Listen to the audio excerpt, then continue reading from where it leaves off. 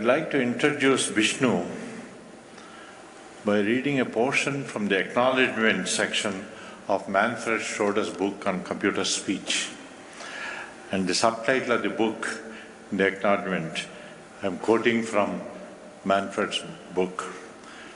The subsection title is Atal. My sojourn at Bell was blessed with an abundance of new talent, Bishnu Atal foremost among them. I had heard about Bishnu from my old ally in room acoustic Dick Bolt of BBN in Cambridge, Massachusetts.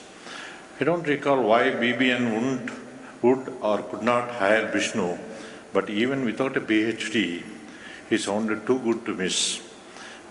I therefore wrote to Bishnu and called him at the Indian Institute of Science in Bangalore. That was in 1961. Before satellite communications. And while everything was crisp and clear up to New Delhi, communication completely fell apart beyond Pune in India. I had started our conversation with the rhetorical question whether he had received my letter. Sorry to say, after 45 minutes of misunderstanding and repetitions, some with the help of telephone operators in white plains in New York, London, New Delhi, and Pune, that question was still unanswered. Finally I gave up and said, I enjoyed talking to you. I will confirm all this by letter. In due course, Bishnu arrived in Murray Hill, and the stage was set for a close and enduring collaboration, first in hearing and room acoustics, and before long in speech. Simultaneously, Bishnu worked on his PhD from Brooklyn Polytechnical Institute with a thesis on speaker recognition, unquote. Bishnu got his bachelor's degree in physics from Lucknow and diploma from the Indian Institute of Science, Bangalore, called ISCA, and worked there for some time before moving to Bell Labs in 1961. Bishnu is a national academician of both engineering and services and a Franklin Laureate medalist, besides a long list of prestigious IEEE and AT&T awards. The inspiration for Bishnu's work was due to the high cost of long-distance telephone calls to his family in India when he first arrived in USA. Linear predictive coding, multiple session linear predictive coding, and code-excited linear prediction are some of his major contributions. In 1991, in Bell Labs, Bishnu, who was my host, was explaining his work.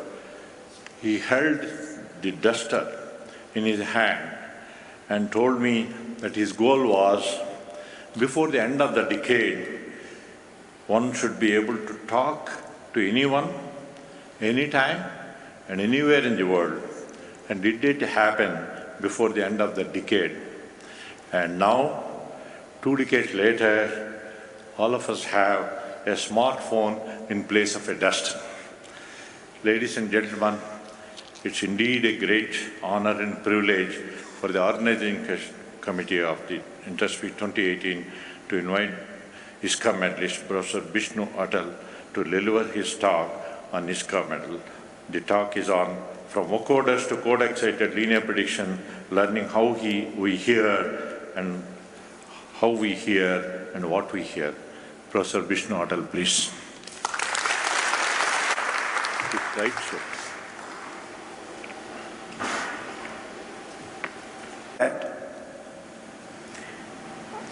I didn't know what was happening then, but Professor Bolt then contacted Dr. Edward E. David at Bell Labs, who was the director of Visual and Acoustics Research Laboratory, a fairly large one, about 100 people, inquiring whether I could work at Bell Labs and also study in New York University somewhere, creating a work and study program through Bell Labs. Edward David then contacted Manfred Schroeder, who was in charge of acoustics research at Bell Labs. And then things happened the way Professor Yagnarayana said. I didn't know all this because it was happening in America.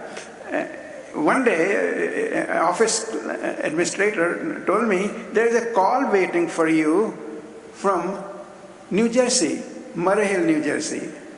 I said, I don't know anybody in Murray Hill, New Jersey. I was wondering. But in a few days, a letter came from Manfred Schroeder that due to distances involved, generally you have to come here for an interview, but we will do this by telephone. And that's what happened. Telephone was so inefficient, in 1 hour call, we got only a couple of minutes. And the same story repeated after I landed in America. I wanted to talk to my family. I'm coming for the first time far away. I placed a call to India. You couldn't just pick up the phone and call. You have to book the call. Well, I booked a 3-minute call. It cost $20. $20 in 1961 will be like $200 today. Think of it, $200 for a 3-minute call. And only thing I heard was Pune, New York, London. Now, Manfred Schroeder got a refund on 1 hour call. They charged him only for a few minutes. I didn't get a refund. I got very mad and called AT&T long distance department and said, this is completely unfair. He said, that's how the world is. As you know, AT&T was a regulated monopoly then, the largest telephone company, and at that time, the largest industrial corporation. But they have absolutely no regard for my need to talk to my family that I am landed 10,000 miles away and I am fine, okay, here. They have to wait for my letter, which took 1 week to go. And at that time, I thought things have to change. AT&T should work on that. But I will touch on this history a little later, more.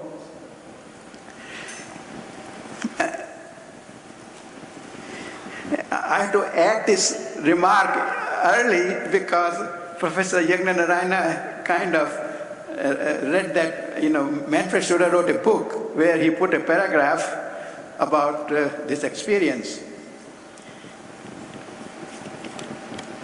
I am very happy to be at the Interspeech 2018 meeting, and it is indeed a great pleasure and honor to be together with so many of my friends. And the 2 days talking and contacting and listening to all the friends have reduced my age by 10 years. It's brought a lot of memories, people over last 50 years. Advances in speech technology have been impressive in all areas. I have lived through most of it, and it's impressive. Coding, synthesis and recognition, all those areas have advanced. Standards are in place for telephone communication in this digital or information age. Machines are talking. Look at every car, I hear some voice coming out. GPS is working all the time, guiding us where to go, how to go. And we are speaking to machines more and more. When I went to my neighbor's house, she has an Alexa, and she had a good time. I am a biased person because I have lived through that. I could not believe that Alexa will work so well, but Alexa was doing her whole of house chores very well. And you all can take credit for these advances. So that's a very nice feeling today.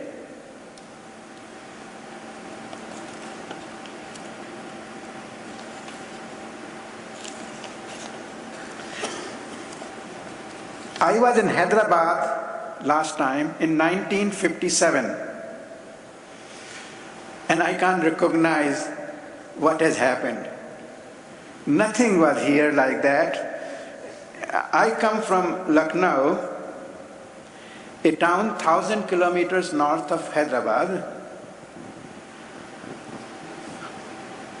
Both are offshoots of Mughal Empire and centers of Islamic culture.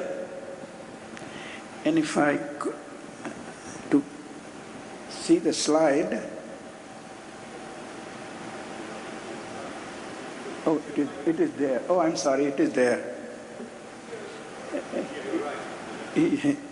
Oh, yes, okay. Here are two pictures, Lucknow and Hyderabad. They look very similar. Now, now Hyderabad has expanded so much that you see a lot of high tech, but in those days, I saw only that much. What I would like to do today is to go a little bit about the history of how we have accomplished what we have accomplished in one area, which I know better than others, is speech coding. And the title of the talk suggests that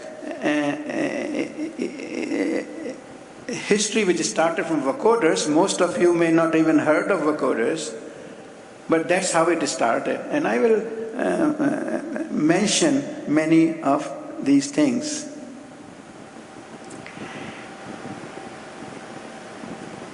I will not say much about my education, and all this has been done by Professor Yagnanarayana, but I studied at Bangalore, Indian Institute of Science, the same place where many of you might have studied. When I went from Lucknow to Bangalore, I found a big change.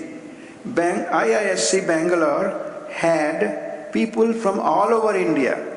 And I suddenly became aware that India is a very big country with many different people, many different languages, and many different cultural backgrounds. Indian Institute of Science was a very good place. I don't know how big it is now.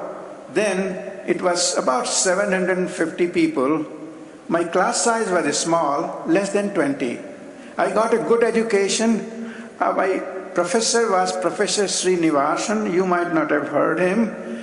He was a fundamentalist, not in the term we use. He's a fundamentalist in engineering. He didn't let us learn anything unless I understand the fundamentals. And I think he did a good thing. At that time we were mad at him. He used to call his classes 7 a.m. in the morning. He was very different. So I learned a lot of fundamentals and learned little about anything else. And whole life I have felt that most of you know more than what I know. So I stick to fundamentals, try to learn the basics, but that's how I got trained by Professor Srinivasan. From Institute of Science, ultimately I landed up in Bell Labs. And it was I don't know the words, exciting thing to do that I could join Bell Labs, but to get a visa for an Indian was next to impossible. America was for Europeans, not for Indians. And first Bell Lab thought it could be a couple of years, but then it looked like it will be my lifetime. However, I was very fortunate that our Vice President for Research was an advisor to President Kennedy, and he had 3 offices. One was in Murray Hill, other was in White House, and third was in Pentagon. He called Mr. McNamara and said, "You are holding up a very important person. We cannot do the work we are supposed to do for you in both defense and non-defense projects." And now this took a while to happen. I know Bell Lab informed me that that's what they are doing. They are asking the Defense Department to intervene with the State Department to issue a visa immediately. And I got a letter from American Embassy infinitely long waiting list melted down to few days. I went to Delhi, they said, you can pick the visa anytime you like. And I landed in New York. Well, Bell Lab was extraordinarily generous to me in the welcome they gave. Manfred Schroeder wrote to me, I am very sorry I have to attend a meeting of the Acoustical Society in Philadelphia, so I won't be able to come, but I will send you my senior colleague, Dr. Floyd Harvey. And he came with a limo and picked me up at Idlewild Airport, not Kennedy, that was the name. It was 9:30 in the night. We were so dead tired, both myself and my wife. We have traveled from Delhi to Bombay to Rome to London to New York, jet lag and whatnot. We couldn't even open our eyes, but we were then dropped into a hotel. Indian government didn't give us enough money to survive here for even a day. Bell Lab put us on the payroll immediately and gave me half a month's salary in advance, so we can conduct our daily business. This was Friday, May the 12th of 1961. On Saturday, Edward David appeared suddenly in the hotel lobby, called me and said, we go for finding you an apartment. Well, he did, because he was an influential person. He got me a very nice new apartment where I could walk to a bus and then go to Bell Labs. At 2:30 in the afternoon, Manfred Schroeder appeared, coming straight from Philadelphia. He said, let's go to our house. We have a big party waiting for you. He have invited a lot of members from the David's laboratory there, and I met so many great people there. It was wonderful. So it's kind of amazing, the hospitality which I got. And 3 days later, both David and Schroeder came with 2 station wagons and equipped our apartment with everything. Right to the broomstick. And we started our life there. We were completely lost. We didn't know what to eat because Indian food was not available. We were brought few things from India, and that's how we survived. It took a while. Bell Lab was a great place. Again, everyone was very friendly. One of the first persons we met was John Pierce. Many of you might have heard of John Pierce because he wrote a nasty letter in the Acoustical Society. And I got an inkling of that in that he talked to me for 2 hours, the first meeting. And I don't know why, but we came to know each other well after that. He was very unhappy with the speech research then. I met soon John Tukey. He still didn't have developed the FFT, but remarkable person. 2-hour lunch I had with him, and he was fabulous in terms of creating new ideas. The reason I'm mentioning these names is that these people kind of gave me a sense of how Bell Lab people communicate to each other. In India, would have been barriers and barriers before I could see Mr. Pierce. Mr. Pierce was, Bell Lab research had 2 parts, physical and chemical. Mr. Pierce was in charge of the whole physical research, about 700 people. Transistors, lasers, Unix all came under his leadership. He was a very powerful person at Bell Lab, but he still spent 2 hours with me, talking everything, and I learned to talk to him because always then, until he died, last time I saw him was 96 in Stanford, and I spent the whole day with him. It's changed. So the personal relationship that developed was very important, I found later on in my research at Bell Labs.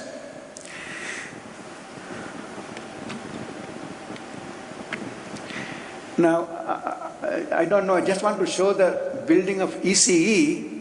It must have changed by now. That's an old building. That's where I studied. But now I don't know, it must be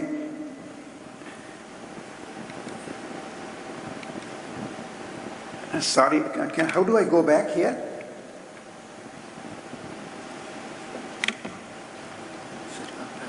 Okay. One more earlier. Yeah.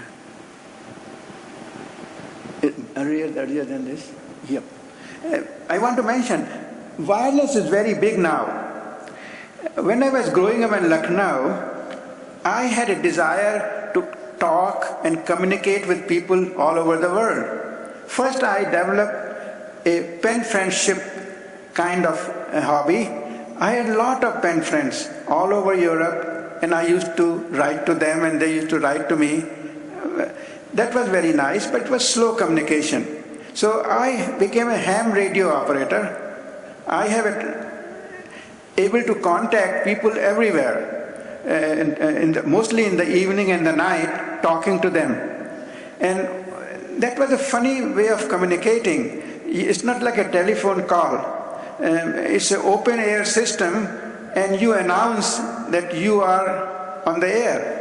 And somebody will pick it up somewhere in the world and say hi, and then you carry on communication.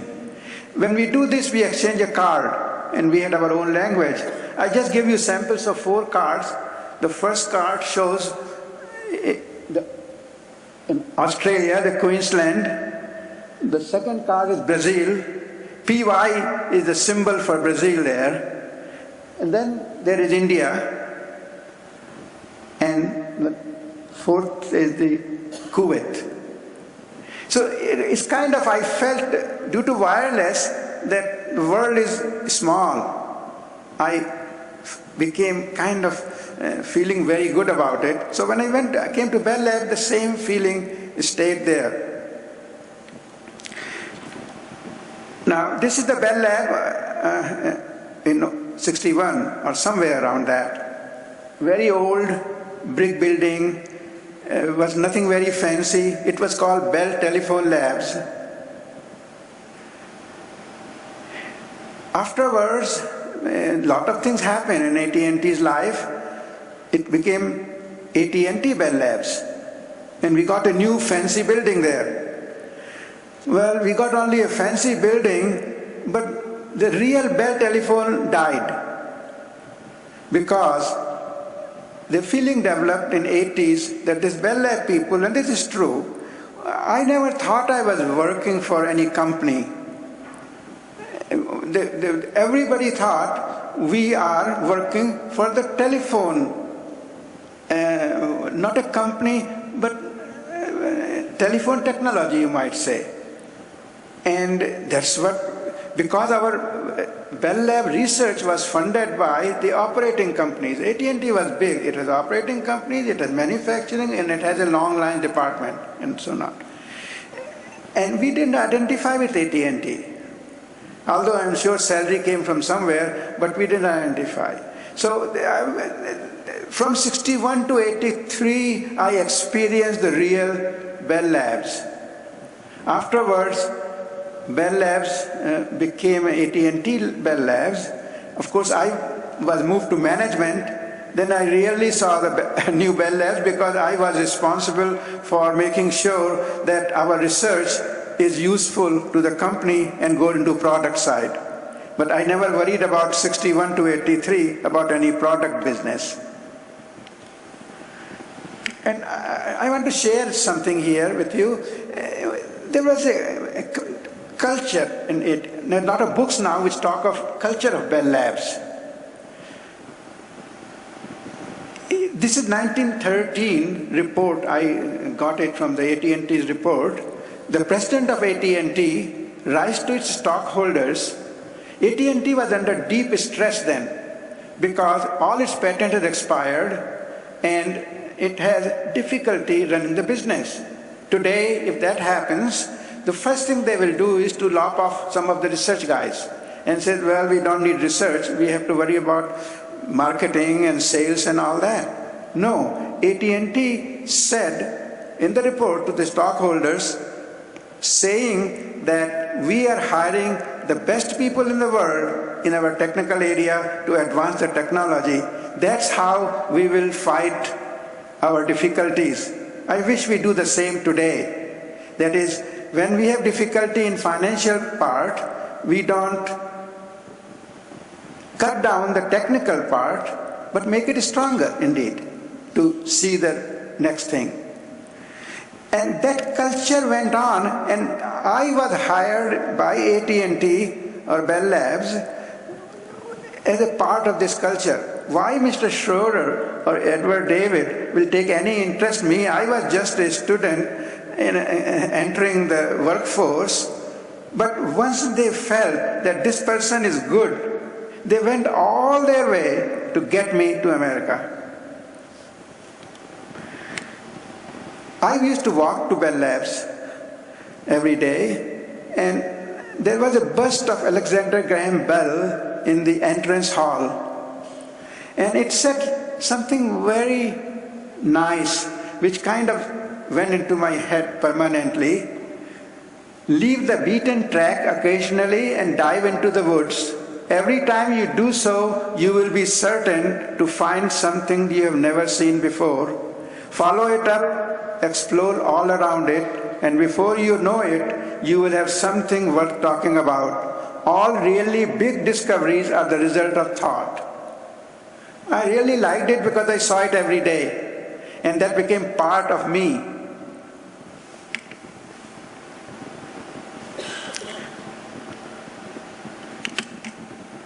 I now get settled into Bell Labs. I wanted to study, so and David said, I know Ernest Weber at Polytechnic Institute of Brooklyn, and I will call him and you go and study there. I was thinking of going to Columbia. He said, no, don't go to Columbia. So I went there, and that was a good place. Papoulis was there, he was a good professor. Professor Misha Schwartz was there, very good professors, and I went into my study.